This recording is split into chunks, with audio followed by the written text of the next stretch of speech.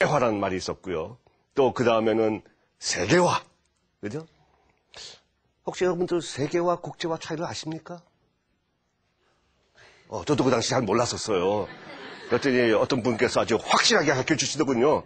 네, 세계화는 말입니다. 국제화를 세게 하면 된대요. 근데 그 차이 모르셔도 돼요. 왜냐면 시대가 변하면은 또 달라지거든요. 그게 뭐냐면은 뭐 요즘은 또 정보화, 지식 기반화, 글로벌, 글로컬 이런 말 많이 나오지 않습니까? 저는 이것을 너무 골치 아프게 생각하지 않고요. 저는 딱 둘로 나눕니다. 둘로. 그게 뭐냐면은 제가 학생이었던 시대는 구시대. 제가 지금 가르치는 학생들의 시대는 새로운 시대다. 따라서 정보화, 지식화, 국제화, 세계화는 다 한 통속의 개념이에요. 한 시대의 특성들이기 때문에. 그래서 다 연결되어 있습니다. 우리가 세계화를 이야기하면서 정보화를 빼고 이야기할 수가 없지 않습니까? 그런데 이 새로운 시대에 특성이 하나 더 있습니다. 아주 무시무시한 특성이에요. 근데 한국 사람은 아직까지 이 개념이 얼마나 무서운지를 잘 모르고 계시는 것 같더라고요. 그게 바로 평생교육이라는 시대입니다. 평생교육 시대. 다 들어보셨죠? 네. 그랬더니 이제 대학 끝나고 난 다음에 학점 은행지에 가서 등록하고 그런 것만이 아닙니다. 훨씬 더 정말로 교육에 혁신을 불어일으키는 그런 개념이에요. 자, 들어보십시오. 구닥다리 시대는요.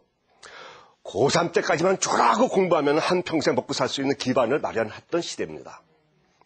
평생 교육이라는 것은 그렇다면은 죽을 때까지 하는 것이 교육이라는 것입니다.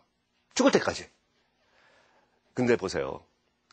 이것은 정보화 시대가 왔기 때문에 그렇습니다. 정보 홍수 시대라는 말 들어보셨죠?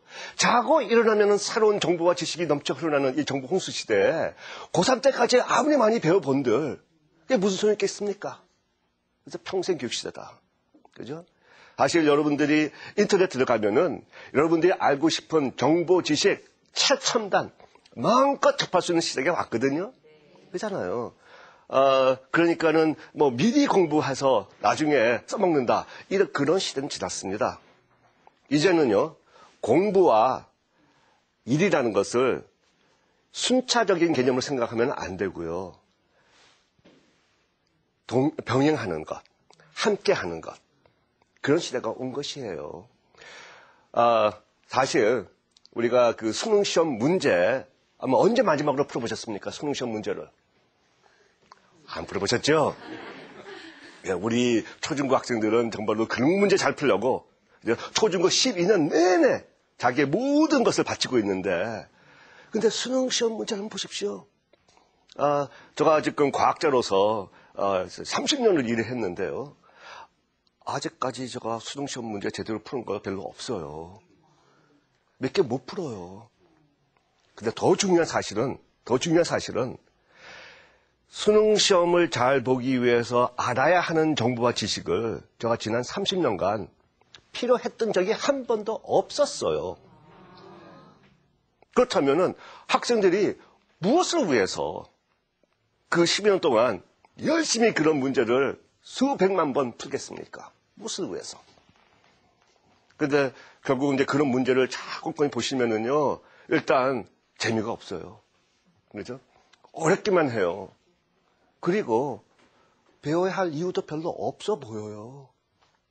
그러니까 결국은 어떤 현상이 일어나냐면은요, 초중고 학생들이 과학이라는 것을 더 많이 배우면 배울수록 쉬워지는 것이 아니라 더 어려워지고요. 또 점점 더 좋아하는 것이 아니라 더 싫어하게 된다는 이런 결과가 나와요. 그러니까는 참 이 교육을 그렇게 많은 우리가 투자를 하고 학생들도 자기 온 일생을 바쳐가지고 열심히 하는데 그 결과가 너무 초라하고 참 불쌍한 결과가 아니겠습니까? 인터넷 들어가 보니까는요 아주 재미난 사진이 하나 있더라고요. 그게 무슨 사진이냐면은 이 마당이 있는데 그 마당 위에 온갖 책하고 이런 것들이 꽉 쌓였어요. 완전히 쓰레기장 같아요. 근데 알고 보니까는 그 사진은 바로 우리 한국 고3들이 수능시험 다음 날 그 모든 교과서 참고서를 죄다 다 내다 버리는 사진이었습니다. 생각해 보십시오. 평생 공부를 해야지 이제 전문가로서 활동할 수 있는 그런 정보 홍수 시대가 왔는데 우리 고3들은 이미 평생 공부랑 왼수돼가지고 고등학교 졸업하고 있습니다. 거기서는 인류 인재는 나오기가 어렵습니다. 그래서 이 평생 교육 시대와 그 아닌 시대는 우리가 이 인재를 길러내는 데 있어가지고 색다른 전략을 써야 해요.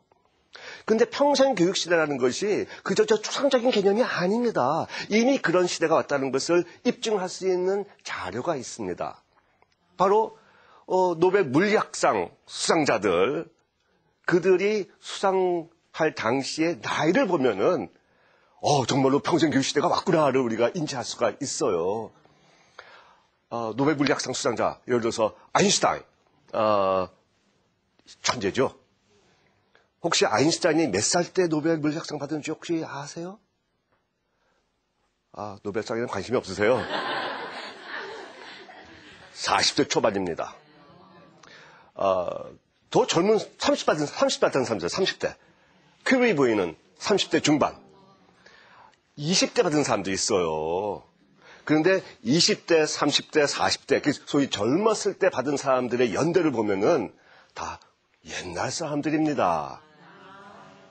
최근에 받은 사람들 보시면은 너무나 달라요. 예를 들어서 2007년도 받은 사람 두 사람이 있는데요. 그들의 나이가 70, 71였습니다. 너무 차이나 크죠? 근데 아마 여러분들 중에서는 그런 경우만 딱 뽑아가지고 비교해보니까 이렇게 차이가 있어 보이지 이렇게 생각하실 거예요. 그죠? 근데 사실 이 노벨 물리학상 수상자 나이들 그 첫 해부터 1901년도부터 시작됐는데 그때부터 쭉 통계를 보면은요. 2차 대전 전까지의 평균 나이는 45. 그 후로 평균이 점점점 증가해가지고 이제는 80이 될 거라고 예측을 합니다. 근데 아니나 다를까요? 2008년도에 노벨 물리학상 3명이 받았는데 그들이 평균 나이가 74.3세. 그리고 작년에 2009년도에 3명이 또 받았는데요. 그들의 평균 나이가 정확하게 80세였습니다. 80세. 근데 노벨 물리학상만이 아닙니다. 다른 학과도 마찬가지예요. 예를 들어서 경제학상 받은 사람 나이 보니까는 90세.